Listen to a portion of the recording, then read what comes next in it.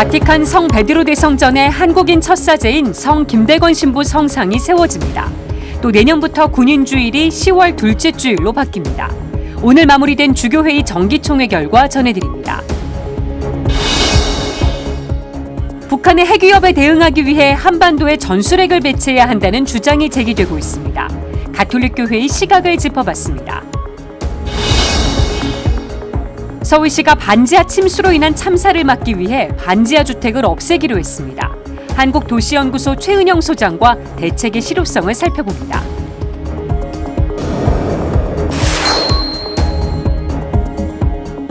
시청자 여러분 안녕하십니까? 10월 13일 목요일 CPBC 뉴스 시작하겠습니다. 바티칸 성 베드로 대성전 외벽에 성 김대건 안드레아 신부 성상이 세워집니다. 바티칸에 김대건 신부 성상이 세워지는 건 이번이 처음입니다. 또 10월 첫째 주일에 지내온 군인주일이 내년부터는 10월 둘째 주일로 바뀝니다. 주교회의 추계 정기총회 결과 김형준 기자가 전해드립니다. 바티칸에 한국인 첫 사제의 성상이 최초로 들어서게 됐습니다. 성 베드로 대성전 외부 벽감에 성 김대건 안드레아 신부의 조각상이 세워지는 겁니다. 주교회의 의장 이용훈 주교는 오늘 이러한 내용이 담긴 2022년 추계 정기총회 결과를 발표했습니다. 성상 봉헌은 성 김대건 신부 탄생 200주년을 기억하고자 교황청 성직자 성장관 유흥식 추기경이 프란치스코 교황에게 성상 봉헌 의사를 밝히면서 결정됐습니다. 성상은 40톤 규모의 카라라 대리석으로 만들어질 예정이며 조각가 한진섭 씨가 제작을 맡습니다. 한국 교구가 합심해서 제작비는 부담을 하게 되고 지금 진행 중입니다. 우리 한국 교회로서는 큰 영광이죠.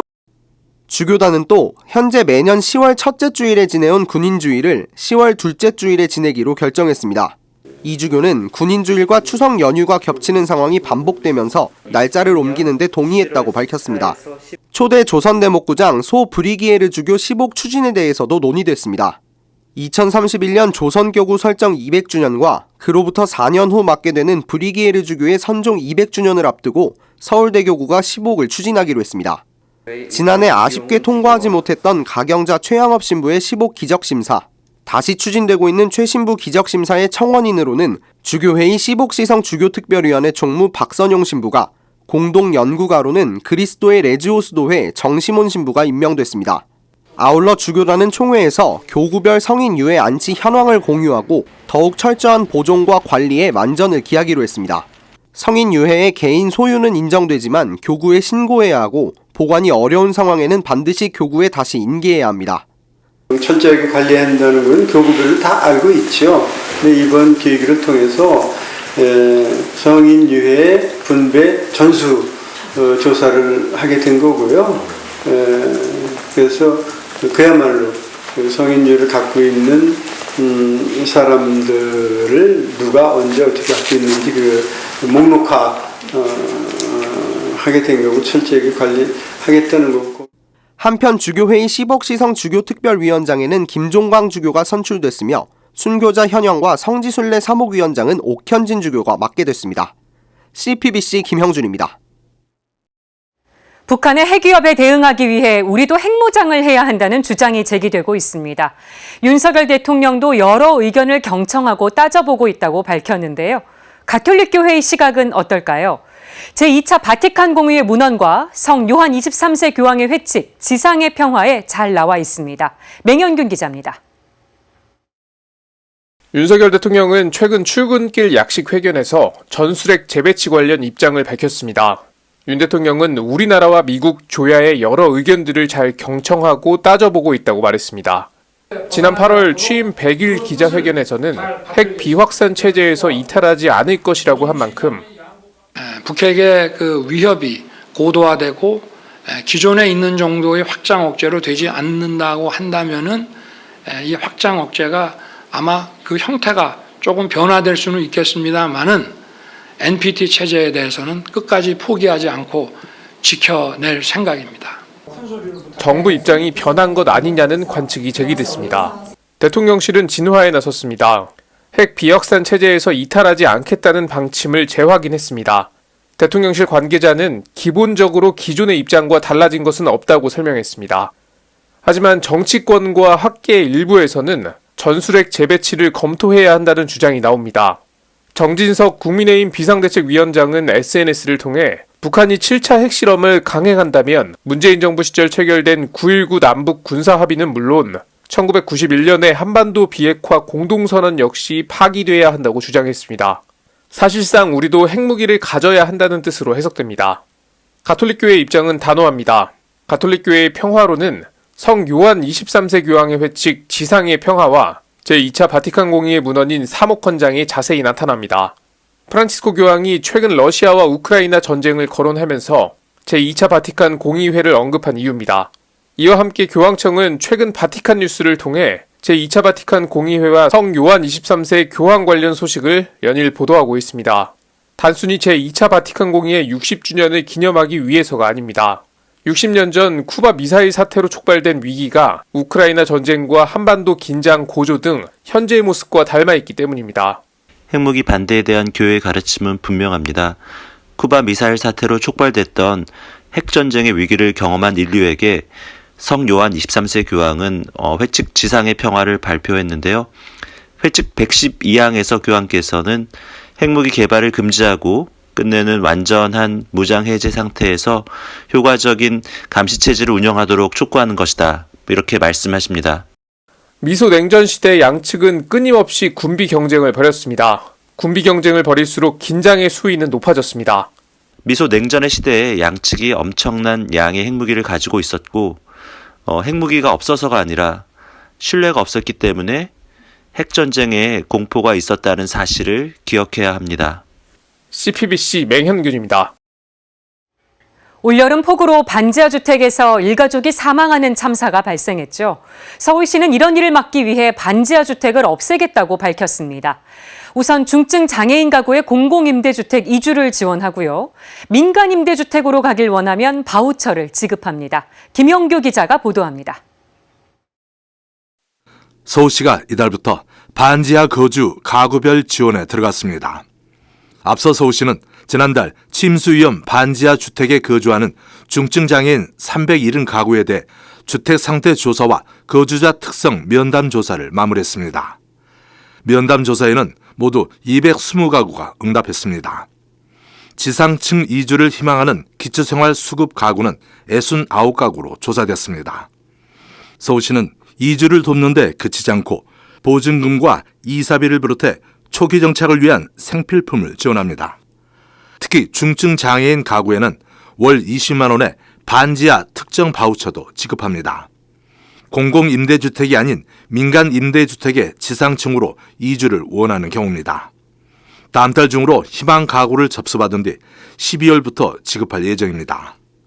서울시는 장애인에 이어 반지하 거주 어르신, 아동 양육 가구와 상습 침수 지역 반지하에 대해서도 단계적으로 조사할 방침입니다.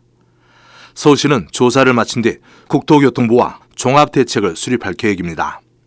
이어 연말쯤 대책을 합동 발표할 예정입니다. 서울시는 옥탑방과 고시원 등 주거안전 취약가구 발굴 지원을 위한 주거실태 조사도 2년에 한 번씩 실시하기로 했습니다. 이와 함께 주거안전망 시스템을 구축해 추적 관리할 계획입니다. CPBC 김영규입니다. 서울시의 반지하 대책, 한국도시연구소 최은영 소장과 이야기 나눠보겠습니다. 소장님 안녕하세요. 네, 안녕하세요. 서울시가 장기적으로 주거용 지하 또 반지하를 없애겠다고 발표를 했습니다. 서울시의 방침 어떻게 보십니까? 서울시에 지금 2020년 인구주택 총조사 기준으로 20만 가구 정도가 지하에 거주하고 계시고 36만 명에 달하거든요. 네. 그래서 이렇게 많은 사람들을 지하에 거주하고 계시는데 이것들을 얼마나 장기간일지에 따라 다르지만 실질적으로 없앨 수 있느냐와 네. 관련해서 좀 서울시가 실효적인 대책이 나올 수 있도록 고민해야 될 거라고 생각합니다. 방향은 목표는 맞지만 그 목표에 이를 수 있는 방법이 있느냐가 이제 중요하다고 생각합니다. 네, 서울시가 중증 장애인에 이어서 노인과 아동 양육 가구 또 상습 침수 지역 반지하도 조사할 방침이라고 밝혔습니다. 조사 과정에서 좀 염두에 둬야 될 점 어떤 게 있을까요? 저는 좀 조사 순서가 좀 잘못되지 않았나 이번에 좀 그런 생각이 드는데요. 중증 장애인들이나 아동 양육 가구, 노인 가구도 중요하지만 사실 이번에 침수 피해를 직접적으로 겪으신 가구들에 대해서 우선적으로 조사돼야 되고 그리고 그분들에 대한 피해 복구가 무엇보다도 시급하다고 생각되는데 네. 좀 순서가 바뀐 거 아닌가. 그러니까 우리가 문제가 발생했고 그러면 지금 가장 당면한 단기적인 문제가 무엇인가와 관련해서 조사 순서가 좀 납득이 안 되는 측면이 있습니다. 그러니까 네. 상습 침수 지역으로 이번에 피해 당하시는 분들에 대해서 가장 먼저 조사가 이루어지고 대책이 지금 좀 즉각적으로 이루어져야 될 측면이 있는 것 같습니다. 네. 그 피해를 입으신 분들의 트라우마가 상당히 심각하더라고요. 나 만나보니까. 그렇겠죠. 뭐 순서 문제 지적을 해주셨습니다만 서울시는 일단 중증 장애인 가구부터 지원을 하겠다고 밝혔습니다. 공공임대주택 이주를 지원하고 민간임대주택으로 가길 원하면 바우처를 준다는 건데 이 실효성은 어떻게 보세요? 일단 그게 실효성 있는 대책이 되기 위해서는 공공임대주택이 공급이 많이 되어야 되는데 지금 서울시와 같이 개발이 끝난 도시에서는 공급이 그래도 가능한 공공임대주택 유형이라는 게 매입임대주택이거든요. 네. 근데 매입임대주택이 지금 사실상 공급이 안 되고 있다라는 게 최근 결과가 나타났어요. 목표가 6천 가구였는데 서울시에서 2022년 9월까지 지금 169호밖에 공급을 안 했거든요. 네. 이렇게 공공임대주택이 제대로 공급이 되지 않는 상황에서는 실효성 있는 대책이 나오기 좀 힘들고요. 그리고 이제 그 주거 바우처 서울시에서 20만 원 정도씩 지원하겠다고 하는 것을 사실 이게 좀 실효성 있는 대책이 되려면 기존의 주거비 지원을 받는 분들하고 연계해야 됩니다. 요번에 관악구와 동작구에서 이제 참사가 발생을 해서 네. 목숨을 잃으셨는데 그 두 가구의 특징이 두 분 다 주거급여를 받는 분들이었거든요. 서울시에서 지금 주거급여를 받을 수 있는 돈이 1인 가구 최대 32만 7천 원이에요. 네. 그러니까 이 돈으로는 지하 옥탑 고시원밖에 갈 수 없기 때문에 수급 주거비 지원을 받으면서 계속 사망하는 일이 발생하고 있거든요. 네. 그래서 그러면 이분들하고 서울시의 20만 원 지원을 결합을 하면 52만 7천 원이 될 테니까 그래도 살만한 집에 살 수 있는 지원금이 될 수 있을 거라고 생각합니다. 네. 그래서 서울시가 문제를 어떻게 해결할 수 있을까를 좀 주안점을 두고 정책을 마련했으면 좋겠습니다. 네. 공공임대주택 물량을 반지하 가구에 지원을 하면 청년이나 노인이나 신혼부부에 대한 형평성 논란이 일지 않겠냐는 지적도 있습니다. 이 부분은 어떻게 보세요? 지하에서 수재가 나면 지하 대책을 만들고 고시원에서 화재가 나면 고시원 대책을 만드는 파편적인 정책을 이제 그만할 때가 된 것 같습니다. 신혼부부, 노인, 아동, 청년 모두를 포괄할 수 있도록 지옥고, 지하 옥탑 고시원에 사는 사람들의 주거 문제를 해결할 수 있도록 좀 통합적인 정책이 필요할 때입니다. 네. 또 반지하 침수 대책 사실 여러 번 나왔지만 번번이 좀 실패를 했습니다. 근본 대책이라면 어떤 점을 좀 얘기해 주고 싶으십니까? 예산과 인력을 투입하지 않고는 문제가 해결되지 않습니다. 우리 사회가 가진 모든 자원을 동원해서 이 문제를 해결하려고 하는 의지를 갖는 게 무엇보다도 중요하다고 생각합니다. 네, 알겠습니다. 지금까지 한국도시연구소 최은영 소장님과 얘기 나눠봤습니다. 오늘 말씀 고맙습니다. 네. 이상으로 뉴스를 마칩니다. 시청해주신 여러분 고맙습니다.